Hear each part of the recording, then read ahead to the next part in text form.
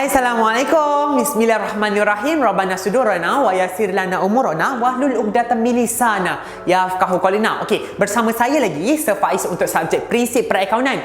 Okey, so hari ni kita nak masuk bab baru, bab tingkatan 5, bab 5. Kita belajar berkaitan dengan perakaunan untuk syarikat berhad menurut share. Okey, dalam bab ni sebenarnya kita nak bercerita pasal syarikat berhad. Apa yang ada dalam syarikat berhad tu, mana dia dapatkan modal dan sebagainya. Ini yang kita nak cerita ni. So, apa yang kamu akan dapat bila kamu dah habis tengok video ni, pertama sekali kamu akan tahu cerita, orang kata cerita pasal syarikat berhad ni sikit, pendahuluan lah cerita dia. Lepas tu kita akan belajar macam mana kita nak kira modal yang diterbitkan dan berbayar penuh untuk share keutamaan dan share biasa. Apa tu share keutamaan, apa tu share biasa, nanti kita akan tengok lebih dalam.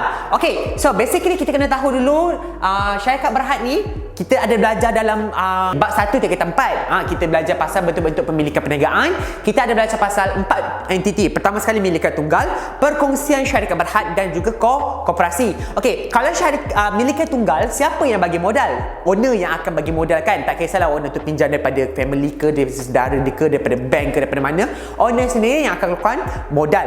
Yang kedua kita belajar pasal perkongsian. Perkongsian pun sama lebih kurang macam milikan tunggal, cuma dia ada lebih daripada seorang. Okey, kalau perkongsian ada 2 hingga 20 orang, katakanlah 5 orang, so 2 orang berkongsi modal dan 2 orang buka satu perniagaan. Betul? Tapi kalau syarikat berhad, dia punya proses nak tubuhkan tu adalah lebih rumit, dan syarikat berhad ni selalunya dia perlukan modal yang lebih besar. So macam mana dia dah dapatkan modal tu? Dia akan terbitkan satu modal, kita panggil satu terbitan modal tu, untuk orang-orang kat luar sana tu beli macam share ataupun saham dalam syarikat tu, supaya dia ada satu modal ataupun satu dana untuk dia run bisnes mula-mula tu. Okey, sekarang ni kita tengok ini cerita dia. Pertama sekali, saya ni katakanlah nak buka satu syarikat, tapi saya perlukan modal yang lebih banyak daripada yang saya ada sekarang. So, saya terbitkan satu modal. Modal ni lah yang saya akan panggil saham.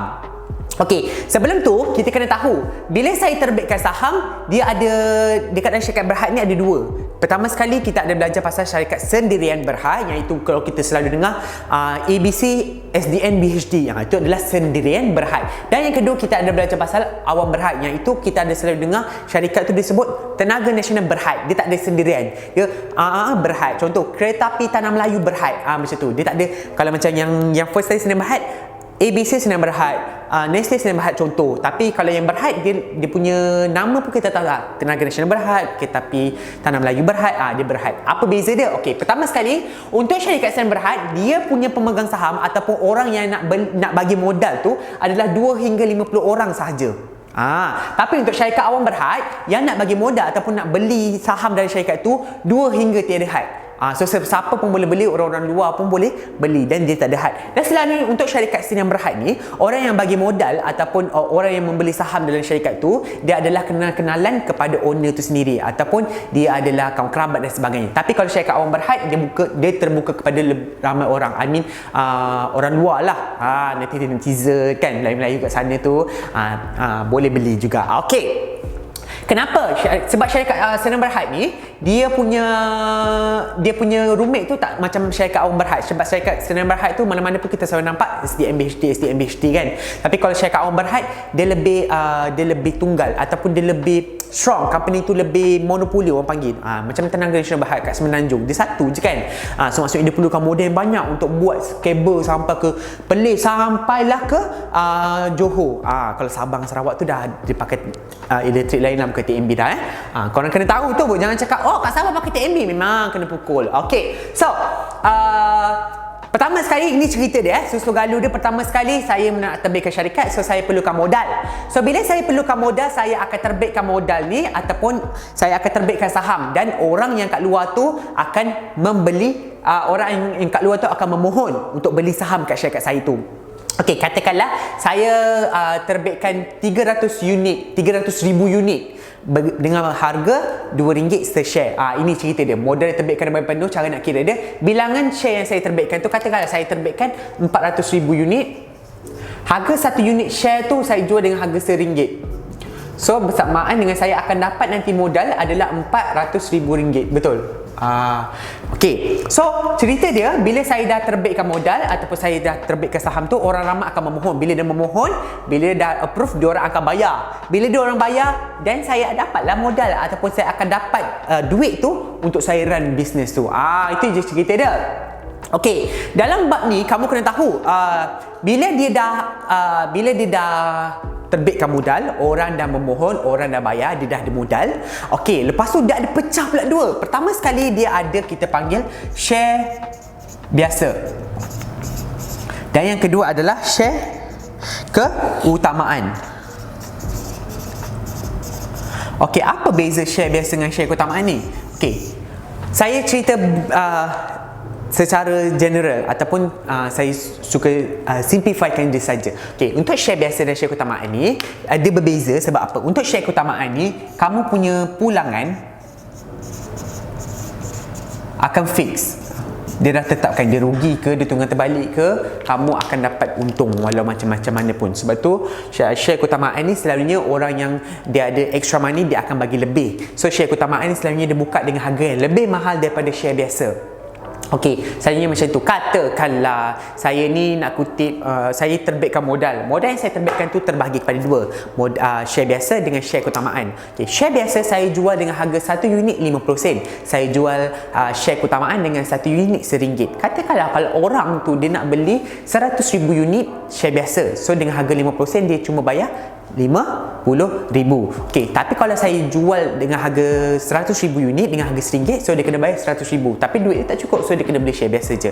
So share keutamaan adalah orang-orang yang lebih berduit. Dan selalunya share keutamaan dia, kamu punya pulangan adalah fix. Dia dah dekat dalam kamu punya agreement tu dia dah tulis fix kamu punya pulangan. Okey, kenapa bila kita terbitkan modal ada orang sanggup nak bagi duit dia ke dalam syarikat kita? Ni cerita dia.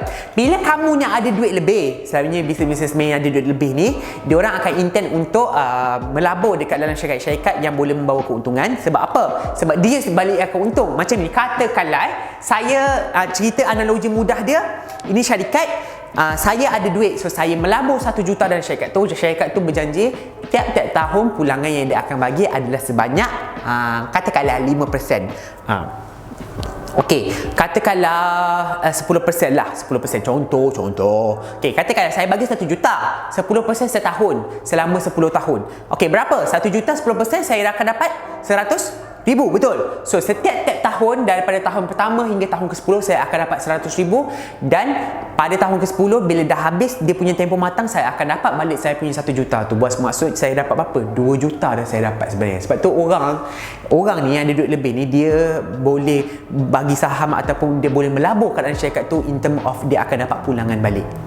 Ini kalau share keutamaan dia dah ada fix. Kalau share biasa, berapa lebihan daripada share keutamaan dia akan bagi dekat share biasa. Itu kita akan cerita. Itulah yang kita panggil pulangan tu, kita panggil dia dividen dekat dalam syarikat berhad ni. Itu kita akan tengok nanti. Okey. Cuma hari ni kita akan tengok lebih dulu kepada apa model yang kita nak terbitkan dan apa yang itu berbayar penuh. Okey, pertama sekali kamu kena tahu cerita dia, kamu terbitkan modal and then ada orang memohon, orang bayar dan ada kira modal. So sekarang ni kita nak kira berapa modal yang kita dah terbitkan dan berapa yang modal tu dah bayar penuh. Okey, ini adalah contoh dia. Pertama sekali, contoh 1. Pada 1 Januari 2000X8, syarikat ABC menerbitkan 300,000 unit. 5% ni kemudian, ni saya akan cerita kenapa kemudian 5% share keutamaan. Ni saya highlightkan dulu. So bermaksud, okey, pada nilai tara RM1 se-share, syarikat juga telah menerbitkan 200,000 unit. Alamak, unit tu saya tak tanda. Share biasa pada nilai tara 50% share. Okey, semua share telah dilanggan dan berbayar penuh. Okey, soalan dia simple je. Dia minta kita kira modal yang diterbitkan dan berbayar penuh. Kita masih lagi dalam subtopik ini. Okey, so sekarang ni saya kena ambil dulu share biasa. Share keutamaan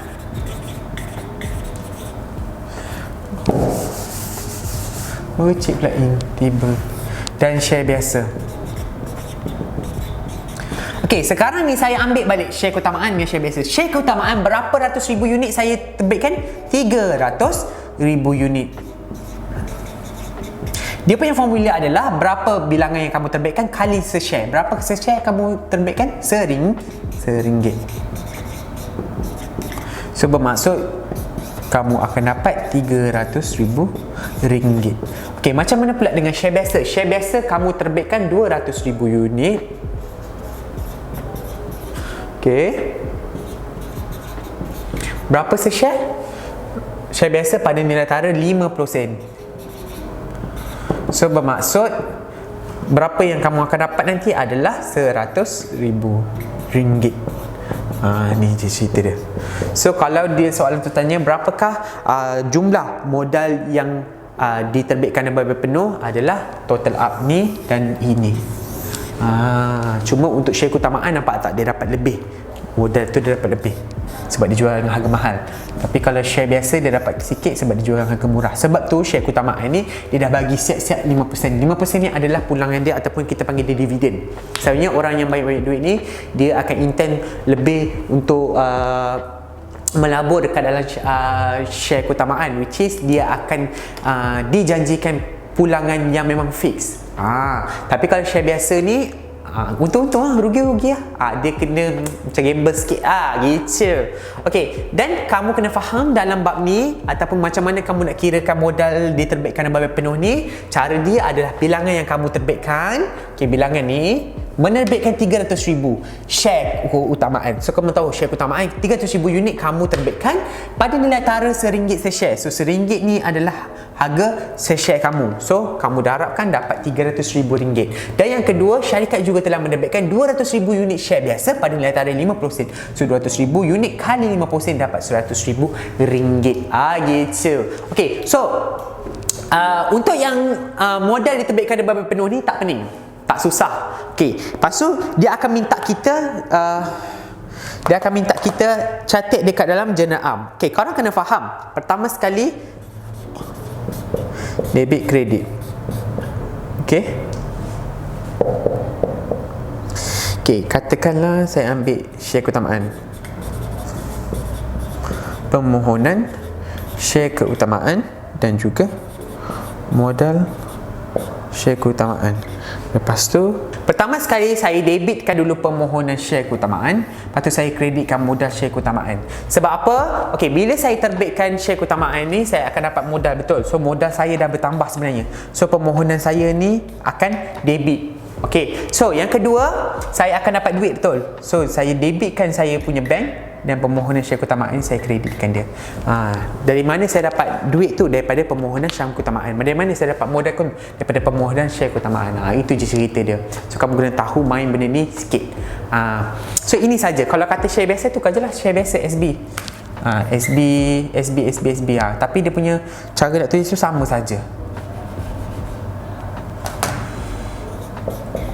Gitu. Okey, so jelas tak yang bab ni? Ini simple saja sebab dekat dalam yang ini dia minta cuma kita kira berapa modal yang kamu terbitkan dan berapa yang berbayar penuh. Ada tak modal yang kamu terbitkan tu 300,000 tapi tak bayar penuh? Ada. Nanti kita akan tengok lebih lagi. Okey, tapi sekarang ni basic dulu yang kamu kena tahu berapa yang kamu terbitkan ni dan berapa yang dibayar. So selalunya dia akan berbayar penuh lah. So berapa yang kamu terbitkan, kamu darab dengan berapa ringgit se-share. So kamu akan dapat amount dia yang kamu terbitkan, dan dia kata semua share telah dilanggan dan berbayar penuh. Dan ketulis kat sini. So bermaksud berapa yang kamu terbitkan ni adalah yang kamu yang orang bayar penuh. So inilah dia. Ini kamu terbitkan dan ini jugalah yang yang dibayar penuh. Inilah kamu terbitkan dan ini jugalah yang dibayar penuh. Itu sahaja cerita dia. Mudah kan? Okey, so saya ulang sekali lagi. Untuk bab ni kamu kena tahu, okey, syarikat Berhad mana dapat modal? Daripada pemegang saham. Macam mana je pemegang saham? Okey, syarikat akan buka satu ataupun dia akan terbitkan modal. Okey, siapa yang nak beli modal boleh mohon. So bila dah mohon approve, so dia boleh bagi duit dekat dalam syarikat tu. Bila syarikat tu dah dapat duit, so dia akan kira modal. Sekarang ni kita adalah syarikat, kita nak kirakan modal berapa yang kita dapat. So pertama sekali dia punya formula adalah kamu nak kena cari modal diterbitkan berbayar penuh. Kamu kena ambil bilangan share diterbitkan dan kena kali harga se-share. So dalam soalan ni kamu terbitkan 300,000 unit share keutamaan dengan harga nilai RM1 se-share. Lepas tu tu kamu terbitkan juga 200,000 unit share biasa dengan harga 50 sen share. So sekarang ni untuk share keutamaan, kamu ambil berapa unit yang kamu terbitkan tu, kamu darabkan je dengan berapa share, dapatlah inilah modal yang kamu terbitkan. Lepas tu kenapa saya cakap ini jugalah yang berbayar penuh? Sebab dia kata semua share telah dilanggan dan berbayar penuh. Ini yang saya terbitkan dan ini jugalah yang berbayar penuh. So sama amount dia. Okey, untuk share biasa 200,000 unit darab 50 sen dapat RM100,000. So ini adalah modal yang diterbitkan dan juga modal yang berbayar penuh. Dibayar penuh lah gitu. Okey, so untuk dia punya journal ataupun kamu nak buat dia punya double entry, pertama sekali kamu kena tahu debitkan dulu permohonan share keutamaan dan kreditkan modal share biasa. Sebab apa saya kreditkan modal? Sebab saya dapat modal. So bila modal bertambah belah kredit, modal adalah EP, ingat. So lepas tu saya dapat duit, so sebab tu bank saya debit. Lepas tu saya kreditkan permohonan share keutamaan. Berapa sen? Okey, kalau kat sini ini untuk share keutamaan SK. Kalau kamu nak buat share biasa sama juga. Permohonan share biasa SB, kamu buat je lah. Sama je. Dia share keutamaan ke share biasa ke sama je, double entry dia macam tu. Okay? So, saya harap kamu faham untuk yang ini dulu. Nanti untuk next video saya akan ajar macam mana nak kira dividen. Dividen tu pulangan dia lah macam nak kira. Okay, kita akan tengok nanti. Okay. So, jangan lupa like, share dan subscribe kita punya channel. Sampai jumpa lagi untuk next video. Assalamualaikum.